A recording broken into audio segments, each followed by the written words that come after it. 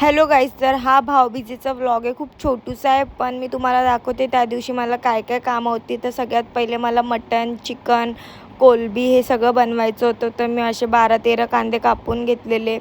एकीकडे मटण बनवायला घेतलेलं, एकीकडे चिकन, दोघांचा कांदा मी एकत्रच कापून घेतलेला. आणि नॉर्मली मटण मी जसं बनवते की जास्त मटणात मी खडे मसाल्यामध्ये फक्त तेजपत्ता आणि अख्खी वेलची टाकते आणि चिकनमध्ये थोडे वेगवेगळे गरम मसाले टाकते. तर इकडं मी मटण घातला. हा मटण काहीतरी 3 kg या 3 kgचा होता आणि चिकन 1.5 किलो होता. पण काही लोक माहिती आहे ना जेवत नाही किंवा काय, तर उरलं नंतर.